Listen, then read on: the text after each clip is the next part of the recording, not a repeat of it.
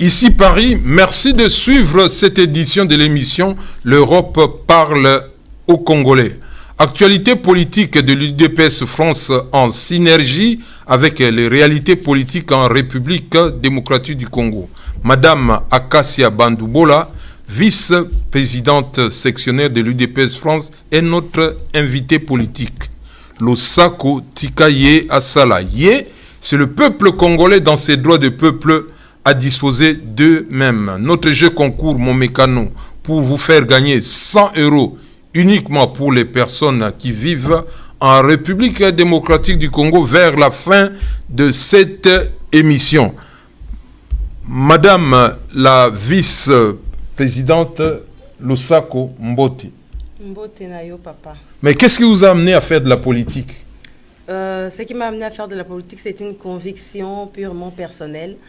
Et face à la situation qui prévaut dans mon pays, l'injustice, la dictature, la situation désastreuse de manière globale, et la pauvreté, la misère qui sévissait dans mon pays m'avait justement poussé à aller vers les autres, à secourir les autres. Et donc, par conviction personnelle, je me suis décidée, j'étais trop jeune, j'étais une gamine à l'époque, j'ai décidé d'emblée d'aller militer dans un mouvement citoyen.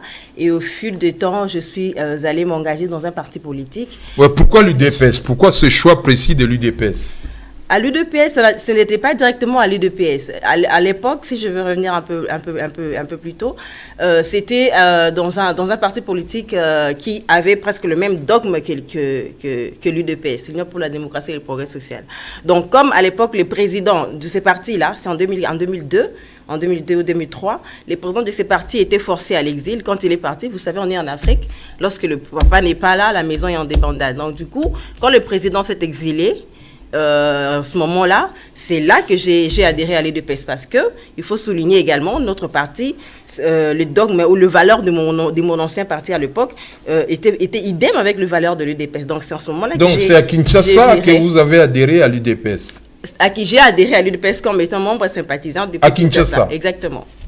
Et c'est comme ça que ça a continué. Et quand j'ai décidé de m'installer en France, j'ai rejoint l'équipe dirigeante de l'UDPS et on a continué les chemins jusqu'à aujourd'hui. C'est naturel. Mais vous avez dit que vous avez commencé la politique très jeune.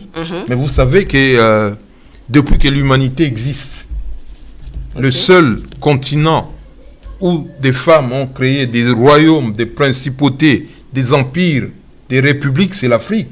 Et la plupart de ces femmes-là étaient jeunes, très jeunes. Étaient même, disons, des gamines, pour utiliser une terminologie si j'ai bien compris, et ce que vous avez dit. Mais comment a réagi l'UDPS quand M. Félix, l'UDPS ici en France, quand Félix Tshisekedi est devenu chef de l'État de la République démocratique du Congo? Parce qu'il y a eu beaucoup de micmac. Comment vous avez réagi? Notre réaction était une réaction normale. Nous étions du moins satisfaits de cette victoire. Parce que vous savez, nous ne sommes pas parachutés en politique, surtout l'UDPS. C'est un fruit des durs labeurs. L'UDPS a été à l'opposition pendant 37 ans.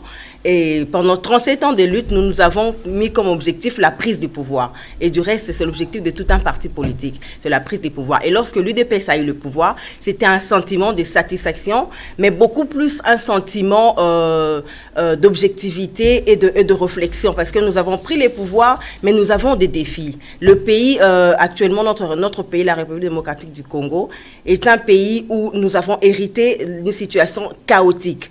Donc nous sommes satisfaits de la prise du pouvoir, mais nous sommes plus ou moins réservés parce que le Congolais attend de nous plus que la satisfaction. C'est-à-dire nous devons répondre aux besoins de la population et c'est ce qui est le plus important, c'est ce que le Congolais attend de nous. Nous nous sommes préparés depuis plus de 37 ans de lutte dans l'opposition et cela ne nous échappera pas parce que nous savons que l'avenir sera meilleur, parce que nous sommes préparés justement pour cette prise de pouvoir. Bon, ici en Europe, il y a une réalité ingeta. C'est-à-dire que le pays est sous occupation. Est-ce que cette réalité-là fait partie de l'UDPS en France? Parce que je vois de temps en temps dans des manifs quelques membres de l'UDPS, notamment quand des Congolais de la République démocratique du Congo ont été refoulés du Congo-Brazza avec une violence inouïe. Et parmi les émissaires qui sont partis à l'ambassade de la République du Congo, il y avait un leader de l'UDPS qui avait accompagné les combattants. Et l'ambassadeur, je me rappelle, a même dit à ce leader de l'UDPS qui allait s'occuper de ce problème, transmettre le message à Brazzaville. Est-ce que vous considérez que notre pays est sous occupation? Vous savez, c'est vraiment une matière qu'il faudrait vraiment exposer en long et en large. Je préférerais qu'il y ait une émission spécialement pour ça. Bon, on va le faire, mais oui, pourquoi c'est une matière qui est vraiment très large. On va le faire sans problème, Madame la vice-présidente. Et la formation du gouvernement. La formation du gouvernement, écoutez, c'est à peine un mois et demi, si je n'abuse pas, que le président Félix Tshisekedi Antoine vient de prendre le pouvoir. Donc, laissez-lui les temps. Vous savez, lorsqu'un président est élu sur base d'un programme. Et l'architecture politique actuelle nous démontre qu'aucun parti politique ne peut en lui seul diriger la République. Ce qui fait que nous devons nous référer à la loi. La loi dit... pour qu'un parti politique puisse se prévaloir de cette majorité, il faudrait que le parti politique ait en son sein 250 plus un député. Or, nous savons que d'ailleurs, j'allais rajouter l'architecture politique actuelle, nous l'avons hérité des accords, de l'accord global et inclusif des Sun City. Et du reste, n'oubliez pas, M. Kabila lui-même était buté à ce même problème. Il a eu à former une certaine plateforme parce que le PPRD en lui seul n'a pas pu gérer et gouverner la République démocratique du Congo. Donc, la loi dit qu'il faudrait plus de 250 plus un député pour gouverner la République. Or, la configuration actuelle nous démontre que aucun parti politique n'a cette majorité. Donc, du coup, il faudrait se référer à la loi, à la Constitution, dans son article, j'allais dire 78 de la Constitution, si on peut le lire, j'allais dire. Là, ça nous dit ceci: le président de la République nomme le Premier ministre au sein de la majorité. Et si, je descends directement au deuxième paragraphe, si cette majorité n'existe pas, le président de la République confie une mission d'information à une personnalité en vue d'identifier la coalition.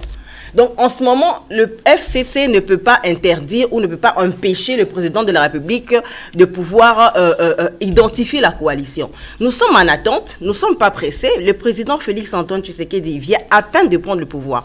Laissez-lui le temps de pouvoir identifier la coalition, ainsi nommer le Premier ministre et former le gouvernement. Ça viendra avec les temps et il a encore 5 ans devant lui pour gouverner ces pays. Donc laissez-lui le temps de pouvoir identifier cette coalition et de pouvoir former le gouvernement. Ça va arriver à un moment. Bon, je vais vous demander tout à l'heure de donner votre avis sur les 100 jours du président de la République, M. Félix Tshisekedi. Mais avant tout, je dois dire nos convictions en tant que journaliste kamite panafricain, que le joséphiste et Joseph Kabila, ce n'est pas du tout un modèle, ni de gouvernance, ni de démocratie, parce que ça n'existe pas la démocratie, mais je ne demande pas votre avis sur cette réalité qui est pour nous, mais pour les 100 jours, comment vous avez apprécié le discours du président ? Et qu'est-ce qui s'est passé en 2 mots pour que les enfants de la diaspora qui n'ont pas suivi les images puissent retenir? Effectivement, j'aimerais bien souligner ce que vous venez de dire tout à l'heure, c'est d'une importance très capitale. Monsieur Kabila n'a jamais été un modèle de gouvernance, de la bonne gouvernance de ce pays. Pourquoi? Parce que nous avons hérité d'un pays chaotique actuellement. Ce qui fait que dans l'adresse du président de la République, c'était hier, le 1er mars, il a tout simplement épinglé différents secteurs qui seront des secteurs prioritaires dans sa gouvernance. L'administration Fachi, Félix Antoine Tshisekedi, sera une administration qui sera prioritaire sur le plan sécuritaire. Il a dit par rapport à la désolation qui règne à Yumbi, dans le Grand Kasaï, ainsi qu'à Beni. Il a donné des axes de travail. À Yumbi, il a dit qu'il va nommer un administrateur du territoire ainsi que ses adjoints. Au Grand Kasaï, il va essayer de instruire le gouvernement sur, n'est-ce pas, les prochaines décisions qui seront prises pour éradiquer la dernière poche de rébellion qui se trouve encore dans ce pays, dans ces parties du pays. Et de l'autre côté, il a parlé sur l'aspect politique, c'est-à-dire la décrispation politique. Vous savez, actuellement, nous ne voulons pas cristalliser la situation que Kabila nous a laissée. Et le président de la République a dit dans son adresse que cela constituera sa priorité dans ses actions. C'est-à-dire, dans les 10 jours qui vont suivre le 1er mars, le président de la République va instruire, va mettre en place une série de grâces présidentielles, n'est-ce pas, pour libérer les prisonniers politiques, et notamment ceux qui sont forcés à l'exil, comme Moïse Katumbi et les autres. Donc, sur le plan, ça c'est sur le plan politique. Sur le plan social, le président de la République a martelé sur la baisse du prix des denrées alimentaires. C'est-à-dire que là, ça vraiment purement économique, c'est mon domaine, je n'aimerais pas m'étaler là-dessus. Il faut créer des richesses, il faut créer de l'emploi, voilà, c'est l'offre, c'est la loi de l'offre et de la demande. Et sur le plan infrastructurel, le président de la République nous a bien détaillé son plan d'action. Il nous a dit ceci, que sur 36 000, je crois, si je n'abuse pas, 38 180 routes praticables d'intérêt général, nous, au Congo, nous n'avons que 3 100, ce qui représente les 6% de la globalité. C'est vraiment minime. Donc, sur ces plans, le président de la République nous a promis, dans les 5 années à venir, de pouvoir construire 5 000 kilomètres de routes praticables, ce qui est énorme. Donc, il y aura beaucoup d'avancées sur le plan juridique, sur le plan de la justice, pardon. Le président de la République parle sur la lutte contre la corruption. Il a dit que ça sera un atout parmi ses priorités majeures. C'est-à-dire qu'aujourd'hui, nous savons que notre appareil judiciaire est carrément chaotique. Il faudrait qu'on puisse nommer des hommes dignes, des hommes intègres qui puissent, n'est-ce pas, conduire cet appareil judiciaire. Et voilà, il a parlé sur plusieurs aspects. Je ne voudrais pas prendre tout le temps pour expliquer tous les éléments. Il a parlé sur le plan de la santé. Il a parlé de la création de 150 centres médicaux, j'allais dire. Il a parlé également de la réhabilitation de l'hôpital de Mamayemo, de la réhabilitation de l'hôpital général, ainsi que de la réhabilitation du pavillon 5 de l'hôpital Ngaliema qui a été récemment mis en feu. Donc, il y a beaucoup d'aspects, vraiment de choses très concrètes que le président de la République, dans son adresse, nous a fait savoir pour que réellement le peuple congolais sache que l'administration Kabila n'a rien à voir avec l'administration Fachi. Il y a une certaine différence dans les prises de décisions et dans les actions futures du gouvernement. Et sur ce point précis, il a raison dans la mesure où Félix Antoine Tshilombo Tshisekedi n'a pas commis de crime de sang comme a fait Joseph Kabila. Vous permettez notre liberté d'expression en tant que journaliste kamite. Et la section France de l'UDPS, comment va-t-elle faire par rapport à ce programme de 100 jours? Vous savez, nous, on a toujours milité sur un fait à l'UDPS, l'instauration d'un état de droit. Un état où les hommes ne seront pas au-dessus de loi. Lorsque l'installation d'un état de droit sera efficace, sera effective, écoutez, l'appareil judiciaire, qui du reste sera indépendant de la présidence de la République et des autres institutions, nous laisserons la justice faire. Nous, à l'UDPS France, nous sommes sereins. Nous savons que l'avenir est meilleur pour le Congolais. Nous savons que l'UDPS est tellement mature et a attendu ces moments depuis très longtemps pour, n'est-ce pas, répondre aux besoins de la population congolaise. La population attend de nous quelque chose et nous sommes vraiment préparés pour ça. Le président Fachi l'a démontré d'une manière ou d'une autre dans ses prises de décision. Nous avons vu que récemment, le président Fachi, bien qu'il n'a pas encore formé un gouvernement, bien qu'il n'a pas encore nommé officiellement le membre de son cabinet, vous avez vu qu'il est en train de mettre en place certaines décisions et ces décisions ont un impact direct sur sur la population congolaise, notamment la réouverture de la maison Schengen, notamment c'est-à-dire tout le ressortissant congolais qui se sont naturalisés peuvent venir aujourd'hui, n'est-ce pas, au Congo sans visa et avoir leur visa à l'entrée. Alors que c'était un casse-tête terrible pour avoir un visa, surtout ici dans la diaspora et particulièrement en Europe. Donc il y a beaucoup de actions qui sont en train d'être mises en place. Nous sommes sereins. Nous savons que l'avenir est meilleur pour le peuple congolais et que l'UDPS est déjà préparé à toute éventualité.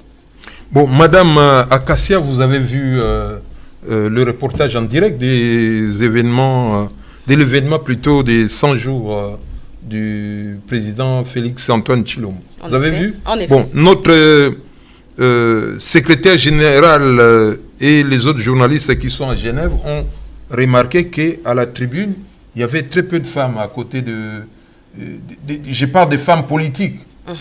Bon, vous pensez que dans ce gouvernement, il y aura moitié femmes, moitié hommes? Une question très pertinente parce que vous savez aujourd'hui en Afrique, permettez-moi de le dire, nous avons tendance à voir nos gouvernements machistes, c'est-à-dire des gouvernements composés plus des hommes que des femmes. Alors que moi je pense et j'ai la ferme conviction que dans ces pays il y a des femmes compétentes qui peuvent également avoir accès à des postes de responsabilité et démontrer de quoi elles sont capables. Moi je crois également par la ferme assurance et la ferme conviction que le président Félix-Antoine Tshisekedi ayant eu conscience de cette situation prendra de mesures adéquates pour répondre à cette éventualité. Mais néanmoins, je ne peux pas vous le dire que voilà, dans le gouvernement prochain, il y aura 10 femmes, il y aura non. Si je vous le dis, tout simplement, ça sera du mensonge. Ça ne sera pas de la vérité. Donc, du coup, moi, j'évite de dire des mensonges. Je vous dis tout simplement qu'il y a 2 femmes qui sont compétentes, que ce soit à l'UDPS ou que ce soit avec nos alliés, qui sont très compétentes et qui peuvent représenter valablement le Congo dans des instances de décision. Mais vu la question que je viens de poser, vu de l'UDPS France, c'est quand même un vœu légitime. Pourquoi pas? Écoutez, quand on est en politique, on a des ambitions. Si l'on veut faire aller de l'avant sur à postuler ou encore démontrer ses ambitions sur tel poste, je crois que ça viendra. Ça ne sera pas à la télé sûrement. Hein. Bon, une question personnelle. Vous avez évoqué tout à l'heure le domaine économique. Mais quelle a été votre formation? Moi, j'ai un bac plus 5 en administration des affaires et sciences économiques, option finance, banque et assurance. Donc, l'économie générale pendant 3 ans et en 2 ans après, j'ai été spécialisée sur les finances, banque, assurance, machin. Et je suis banquière de profession également. Bon, Toloba, mon okoyabiso ya Bokassi, il y a Lingala. Na Lingala mingi. Ah, mais vous savez que ici, dans une unité de la Sorbonne, on donne des cours de Lingala. Ah bon, ça ici, ouais, même au Japon, j'ai rencontré avec mon ami Papa Wimba, on a rencontré sur le plateau de TV5 des Japonais qui ont étudié le Lingala dans des universités japonaises. Il y a même un groupe. Mais c'est très bien. Il y a même un groupe japonais, Yokashok. Ok. Ah non, j'ai déjà vu ça une fois à la télé. Yokashok. Et puis ils chantent bien, ils interprètent des chansons à Lingala. Voilà, Yokashok. Bon. UDPS France. Bon, mon akindegi nini l'air Mukonzi ya bino akomaki Mukonzi ya ekolo Congo. Makambo oyo boloba nanu te okoloba ngo oyo bino ndengi bomonaki. Il n'y a pas de secret de polichinelle. Makambo nyonso to salara to lobarango toujours na bato. Donc pour dire que tant Mukonzi akomi Mukonzi tout ce qui na Mokonzi ya UDPS parce que président UDPS tant akomi Mokonzi ya ekolo tout ça qui penza ne sengo makasi parce que ezali ba fruit ya dur labeur il y a 37 ans de lutte. Donc tout ce pays là qui parce que tout moni que babiloko nyonso to biso to ko bongisa po ete to ko kambelango ekolo na biso lobi to ko ti yango siko na application nos plans d'action nos projets de société tout ce que nous avons envisagé pour le peuple congolais to ko kokisango siko en action en étant maintenant un parti du pouvoir. Donc tout ça na esengo peut continuer ko travailler na sens on a potebi ke lobby makambo to lobaki to ko ti yango na misala. Est-ce que UDPS France ba kendagi ki sasa na Makambo cérémonie. Oui, oui, oui, Tokyo Kinshasa, Tozaki représenté par 5 personnes. Il y Tokyo avait... Kinshasa, donc Yopo Kendegi. Nakendaki, parce que je sais que j'ai longuement travaillé. Il y avait des moments où je passais du temps très difficile dans la partie, Tozaki Zonga Boutou, et même là pour la petite histoire entre parenthèses, je laissais mon fils, mais à un certain moment mon fils était à l'hôpital, dans un ticket dans l'hôpital, dans un qu'il m'a parti. Et même les gens me disaient, mais on dit comment on est à l'hôpital, qu'il m'a parti. Bon, c'est pas qu'il n'a pas eu moi, mais c'était aussi l'amour de leur laisser un pays digne de ces noms. Donc du coup, nous surtout dans la Kinshasa, to kendaki penza pour participer à la prise, la passation pacifique au Luka. Ça n'a jamais été fait depuis l'accession de ces pays à l'indépendance. Jamais il y a eu une passation pacifique de pouvoir. Et ça l'a maté. On a vivre en live. Il y a un moment qui n'a foutaki billet, n'a kendaki ti Kinshasa pour na vivre événement, on a un mot en live. Et n'a zaki na sengo parce que zaki mbali boso na vivre événement, on a katambo na biso. Donc mboka on a toujours kende on a processus, il y a démocratisation, puis il y a installation, il y a état des droits et fin d'après Kambamboka. Bon, likambo mususu biso awa na diaspora et ambassade na biso awa tolo beza chanana, obi eloga chanana, siata pata, mais neti bino l'air boza ko tinda ba rapport parce que contribution na bino pe ezali important pour IDP sawa ezalaka eloka makasi IDPS France. Exactement. Mais makambo ya chanana na ambassade et boza ko mona ngo ndenge nini bosala ba proposition bon tout le monde ba image ndeko moko aleki biso na mokolo malili et puis tapis salité et tout ça mais accueil mais on les habite bisoté on les a Kabila. Ça, c'est l'administration de Kabila. Parce que l'ambassadeur qui est là, c'est pas un ambassadeur nommé par le président Fachi, c'est l'ambassadeur nommé par Kabila.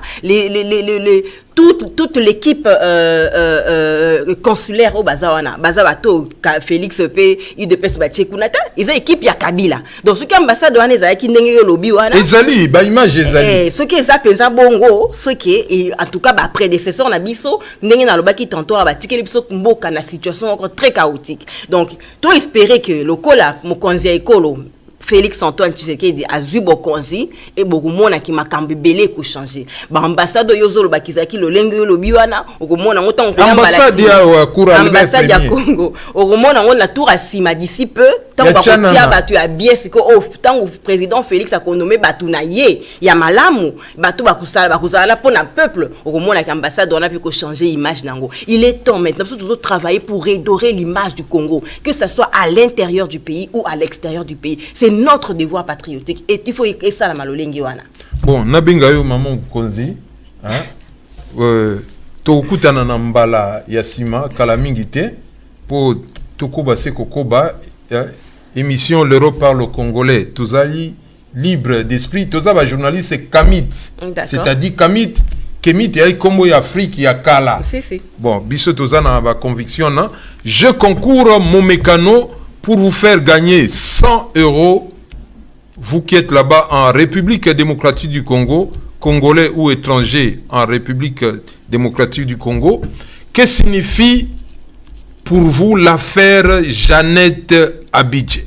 C'est une Congolaise, Maman Jeannette Abidje. Que signifie l'affaire Jeannette Abidje? Et puis la deuxième question, quel est le sportif congolais? Quel est le sportif originaire de la République démocratique du Congo qui a financé Bago Lingala Falacé, français Lingala, le dictionnaire français Lingala, écrit par le professeur Kawata Hachemtem. Accent Isana, Matondo, Tutondele, Tosakidila. À la prochaine occasion. Je vous remercie.